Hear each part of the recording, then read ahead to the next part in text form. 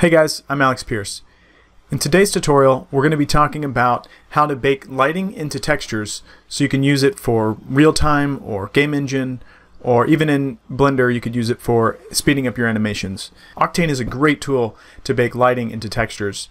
It's really fast and there's some really interesting options that Cycles just doesn't have. I started this tutorial using this scene, the Blender junkyard scene.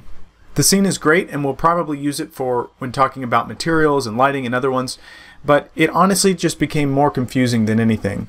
Here are some of the results I have for my testing, so you can see some of the quality that you get with these characters, and we'll go over how we did this. But as you can see, this is moving in real time.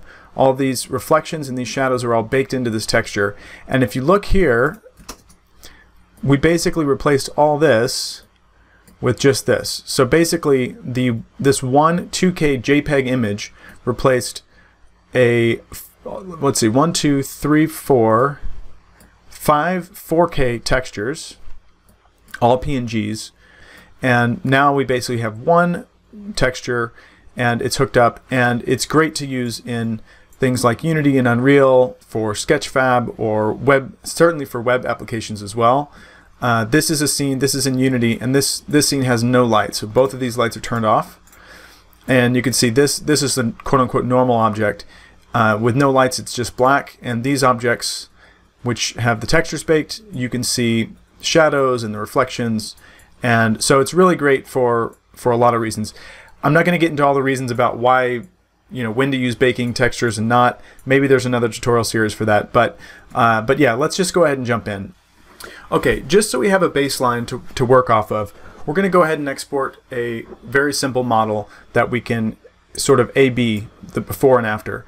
So all I'm going to do here is I have this scene set up in Eevee. I have a very simple monkey here, and then I have a color. We'll just choose that color. And the texture is not metallic, and it's fully reflective. Just to show off some of the capabilities of Octane. So now again, this has nothing to do with Octane, but I'm going to go ahead and export this and bring it into Unity. Okay, let's see. All right, so it popped up here, and I'm going to go ahead and turn on these lights so we can see them. So this is what this monkey looks like without it being baked. This is being lit by these two directional lights in Unity right now. Okay, so let's go ahead and switch over to Octane. So this tutorial sort of assumes you've watched the other tutorials and you understand how to do some of the stuff I'm going to do now just to set it up. I also have my own add-on that I've made to set up Octane. So if I set up project, and we have, I'm going to go ahead and make sure that this Octane camera imager is checked and this override is checked, and I'm going to go ahead and convert this material. So this is the same material I already used, right? So base color, metallic, roughness. Okay. There's different ways you can get to the converter. If you click on the object and go to the material tab, you can go, I think, all the way to the bottom, converters, and then convert to Octane materials. The other way you can do it is F3 and type convert to Octane materials. Let's do this one. And if you have a simple setup, then it should just work. I'm going to have a whole other video talking about converting materials and some of the gotchas that we have there.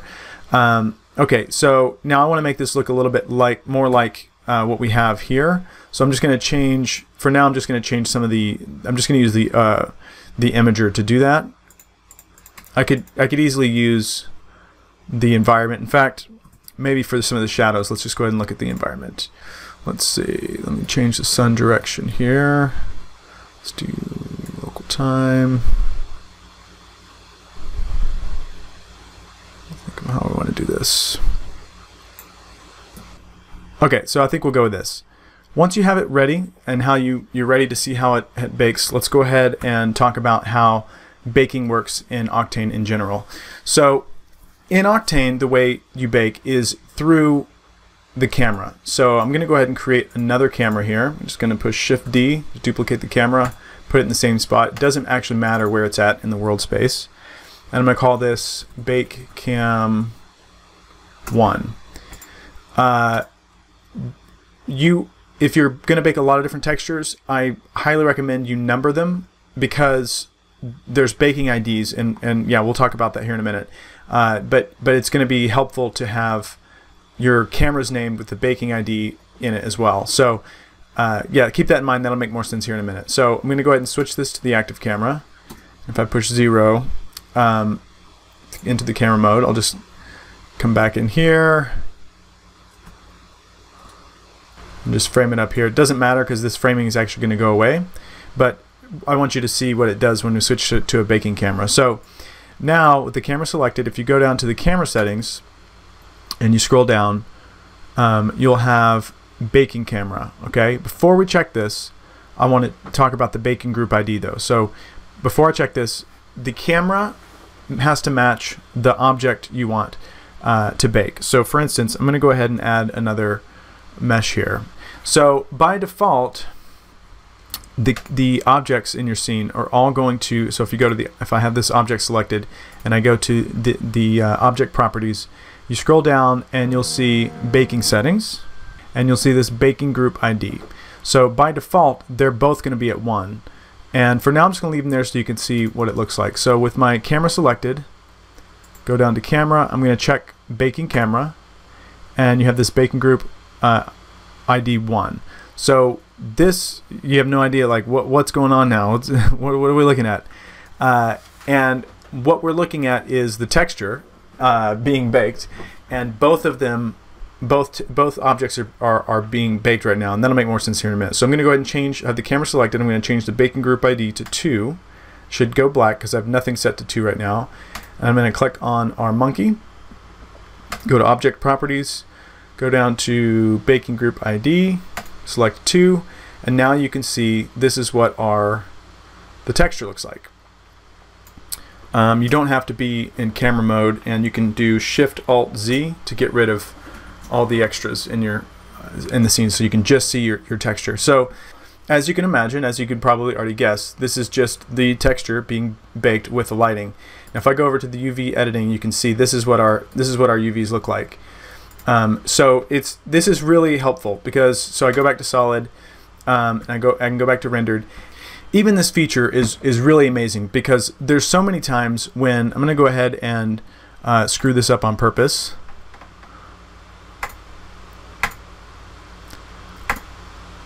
Okay, I'm going to go ahead and go over here. I'm going to go ahead and show you an example, a real life example.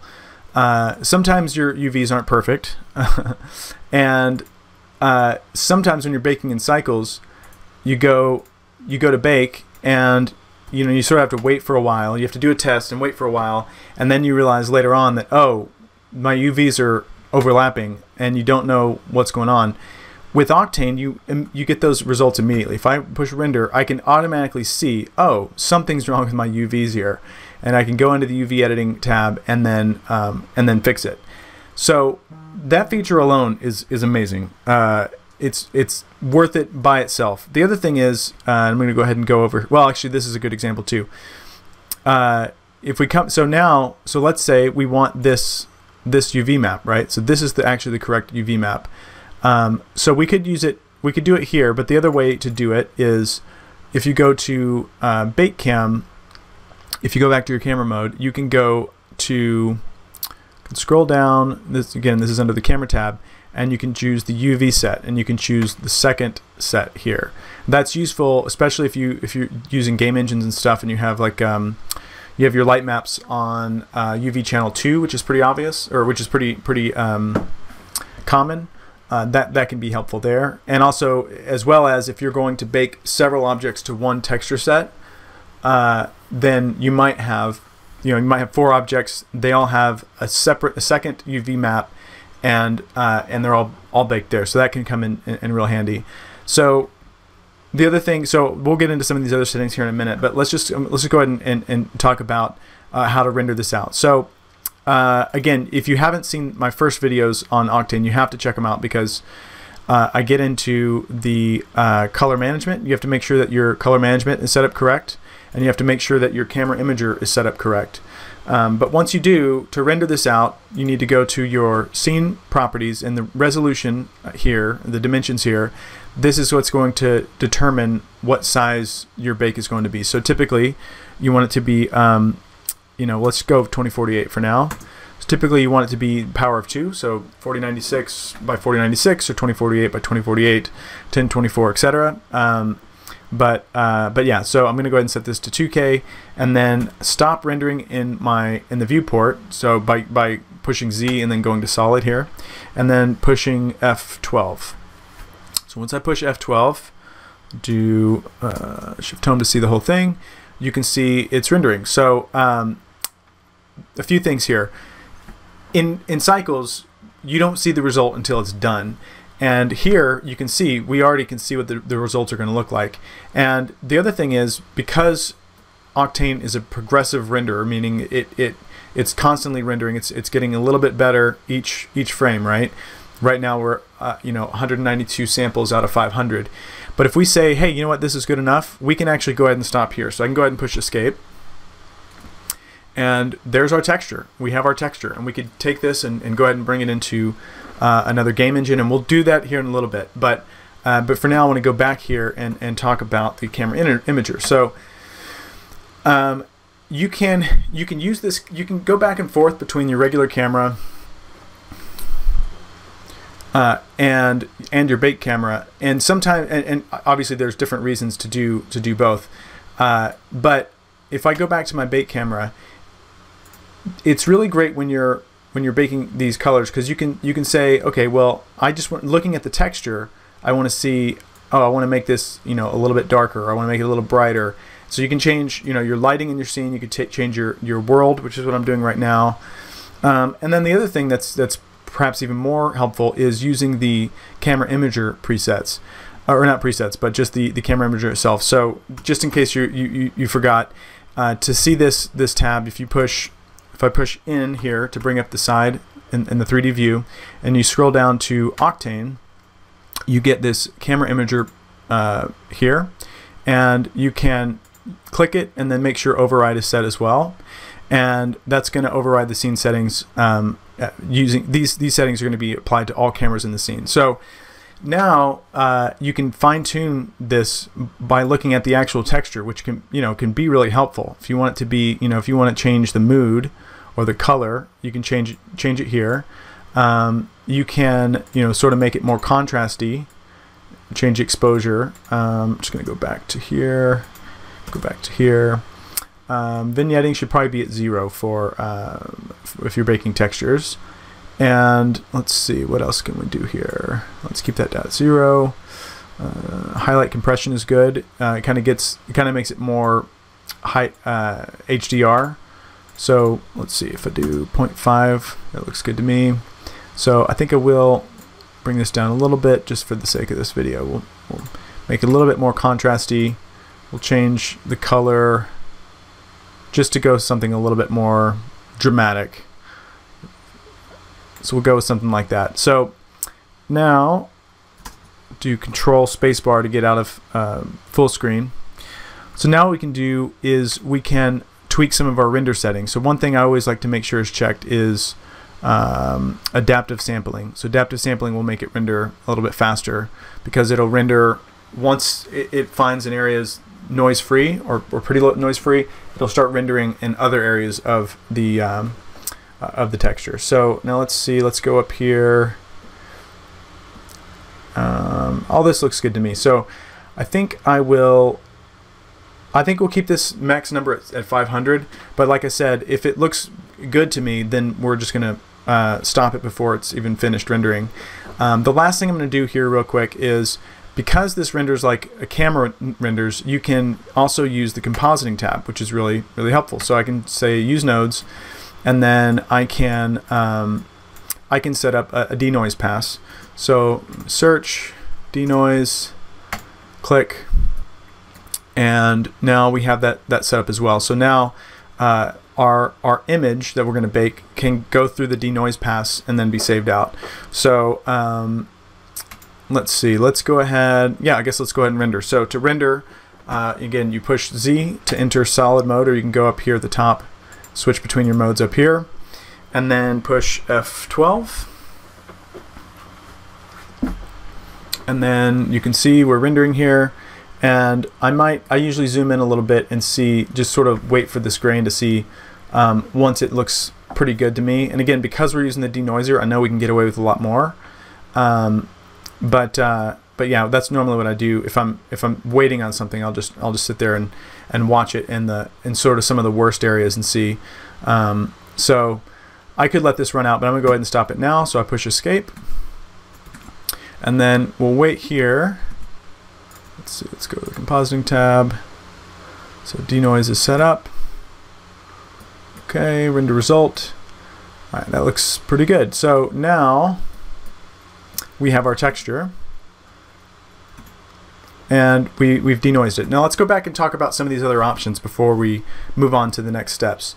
So if we come back to our layout window here, we can go through some of these settings. So with your bait camera selected, you can go down to camera, and then let's look at some of these baking settings. So let me actually go ahead and render, because it'll make more sense if we can zoom in here.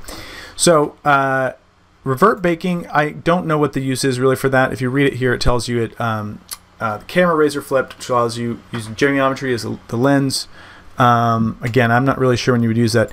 Use baking position, I also am not 100% sure what is the purpose of this. I thought that, oh well, if you move the camera, it takes into account like where the camera is looking. But I don't know. Again, I can't really think of a use for that. So this edge noise tolerance, if you look here, and I'll just go ahead and let me maximize this a little bit more so you can see it better. So you can see right along this edge there's this noise. So if I go down to 0, then there's none of that noise. I think the default is 0.5, and that's basically what I leave it at. And then yeah, we've already gone over baking group ID. Size is also, so if you increase this, you can see what it does. So if you have a UV map like this where it's pretty spaced out, then you can add more size, more padding around the edges, which is going to help with things like seams and whatnot. If it's you know, it'll depend on your project, if you or your UV map. Like if you might have to have this pretty tight, because if things are really tightly packed, then you can't have this size too high. But again, this is one of the amazing things about Octane, because in Blender you don't know what it looks like until you're done rendering, and then you go, oh, something's wrong. Let me go back and add some padding or take away some padding. We've already talked about UV set. These next settings, I'm not exactly sure how you would use them, but let's talk about them anyway. So if I change the size here, so we're going to go the opposite way. So the UV box size, if I take this down to half the size, I can then I can also move it. So if this was at 0, then we could do, so this is my guess, is you could take 4 textures, for instance, and put them in an atlas without changing the UV maps. But again, I'm not 100% sure why you would want to do that, because your UV map would still be reading the whole thing.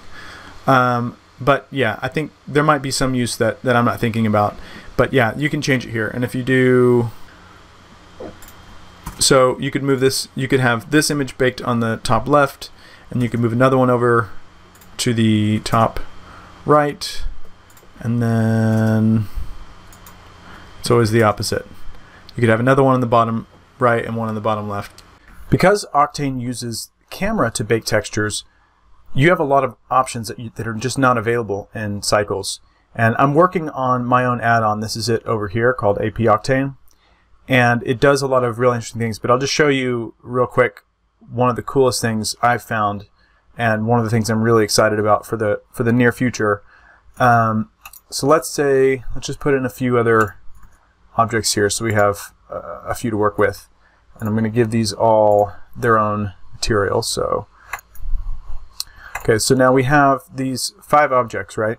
And let's say we wanted to bake the textures of all these. Well, in Cycles, we would have to go and set up, you know, each one we'd have to create a new image, set the right size, do this, do that. And even in Octane, the way it's right now, you do it one at a time typically. But what you can do is you could set these each to different baking ID, right? And then you can have a different camera for each one. So baking ID 1 with bake camera 1, baking ID 2 with bake cam 2, etc. And then you could make the first frame of your animation switch to camera 1, your second frame switch to camera 2, etc. And then you can just render the animation. So let me show you sort of what I've set up here. So right now I'm going to go ahead and clear the baking ID. And what that's going to do is just put the objects of this to 9,999. So now all of the objects in my scene are at 9,999. All right, now if I go back over here and I set baking ID, so I can say I want, let me turn on my selectors here. So I'm going to select all these objects. So I have all 5 of these selected, and I'm going to say set baking ID. And what that's going to do is it's going to assign 1, 2, 3, 4, 5. And I don't have a choice of which order it is, but either way, they each have their own unique baking group ID. And I'll show you what I mean here. If we go back over to the object here, this is baking group 3, this is 1, 4, 5, and 2. Okay, so then what I can do is I can click this Create Baking Cameras, and what that does is it creates 100 cameras. They're all bake cameras, and the camera bake 1 will be set to baking group ID 1, and 27 will be set to baking group 27, 55 will be 55, etc. And the other thing it does is if we go click on the timeline, you can see what we have here. So we have bake on frame 1. This is the torus. This is the way the UV layout is set out. Bake 2, we have the monkey, and remember that UV problem we had? Now what we could do is we could go to that monkey, find that object, which is Suzanne 1, I believe. And if we go to object properties and we find that UV map, we can see, oh yeah, we need to select this UV map. And then that problem's fixed. Frame 3, render the other monkey, 4, and 5. So now we have these five images. And then we come back over here and we can do a few things here. So now what we can do is if we go to our scene settings, let's make sure, okay, 2K is fine. And then let's go back to our render settings. I want to set max samples to, let's just say 20 for now. Back in AP Bake, we can select AP Bake, but before I do that, I want to just go ahead and set this in frame to 6. So it's going to start at 1 and end at 6. And then we'll do AP Bake. Okay, now when we push AP Bake, I'll show you what happens. It automatically exports the baked textures to the location where your Blender file is saved.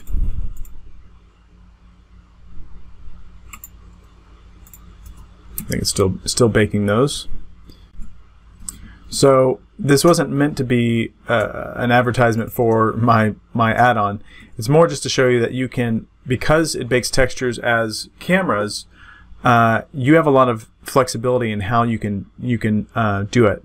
So, all right, since we're here, I'll go ahead and show you what the rest of these buttons do. So, this button will it'll take these textures that we just rendered out. It will create an emissive texture in Eevee, and then you can assign that texture you can assign the baked material to that object. You can rename the material to the object name. So, all right. So, but let's just manually do it because I think it's helpful to see how to go from Octane to Eevee or Octane to Sketchfab, Unity, etc. So what we're going to do here, now that we've baked this texture out, and let's just focus on the purple Suzanne. So if I go back to my camera here, just make sure this is our purple one, yeah. All right, so what we're going to do is we're going to go up to render, we're going to change to Eevee, And now what we're going to do is go to open up a shader editor. And okay, we're in Eevee, we're in Octane, okay. So now what we're going to do is let's go ahead and do this, and we'll call this Monkey Baked. We'll make a new material called Monkey Baked. And what we're going to do is we're going to take this image here, make sure it's the right one. Yep. Okay, we're going to bring this in, the baked image. We're going to add a principled shader. I'll go ahead and make this full screen so we can see it by pushing Control Spacebar. We're going to connect color to base color and color to emission. And then material output, we can use this one if we want. We just have to make sure we choose all. Control Spacebar to make it go away. And then you can see we have our baked material here with the shadows.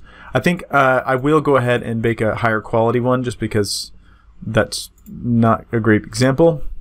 So to do that, I'm going to go back to our material here, and I just want to bake this particular one. I can see which baking ID it is. It's group 1. So I just need to render frame 1. So we'll go ahead and render out this texture, and this looks good enough. So I'm going to go ahead and push escape to cancel the render. And then I'm going to save this image. We'll call this AP Octane Bake. Say save as. Once we have our material set up, what we want to do is go up here and click on Viewport Shading, and then come down here and make sure if you have the scene worlds and lights on, turn those off, and then turn the strength down on the world. And now there's no lighting affecting this scene whatsoever. The only light we're seeing here is the emission that this texture is giving. So this texture is giving off emission, and then we get to see our results here. And it doesn't look perfect. It's probably just because of the way that the default UV layout works. But either way, now you have an object that you can bring into a game engine or Sketchfab, or you want to do WebVR, GLTF, whatever you want to do with it. So you can export this as FBX or GLTF or however you normally go to, your platform of choice. I have this set up to. This is my own add-on here, AP Optimizer. It has some tools to optimize assets, but one of the things it has is this export for game engine. So I'm going to go ahead and open up Unity. Okay, now that Unity's open, I have this set up so that I can export this and see exactly what it looks like in our scene here. So if I push this export for game engine, come over here, it'll automatically populate in this folder. Just need to wait for it. Okay, so this is it. It just came in. So if I bring this up here, we got to do a few things before it looks correct. So right now, if we go to the shader, it's set up to as emission and normal color. And there's different ways you could do it, but you probably want to go with unlit. And now, okay, so it's using the wrong UV map, so I'm just going to go back here, delete that, and re-export. I think that'll be faster. Export for game engine. It should just automatically update. There we go. All right, so now if we go to unlit texture, now you can see, so right now we still have the directional lights on. So if we go ahead and turn these off, oops, that's not what I wanted. I want to do this. All right, and now we have our object. You can see there are absolutely no lights in our scene, and yet it has the appearance of being lit and has really nice soft shadows. And yeah, and this would perform very, very well, especially if you were going to like WebGL or mobile phones or whatever. This is this is a great way to optimize game assets. And here, yeah, like I said, here are the other assets we have up here, just to show you it doesn't have to look, you know, like it can look even more amazing than just a monkey. So, all right, yeah, this isn't really a Unity tutorial, so I think I'll stop here. Okay, I think that's pretty much it for this tutorial. Hopefully you learned a lot, and you can see some of the benefits of using Octane for Blender for baking lighting into textures. If you're interested, I'm working on an add-on called AP Octane, and the main point of the add-on is to give me a few tools for Octane, but mainly so that I can bake an entire scene of objects using the lighting in Octane for Blender that then I could use to bring into Unreal or Unity or Sketchfab or wherever. And if you're interested in that, let me know, and I'm going to be probably putting it on Blender Market pretty soon. So anyway, yeah, hopefully this was helpful. Let me know if you have any questions, and I'll talk to you later.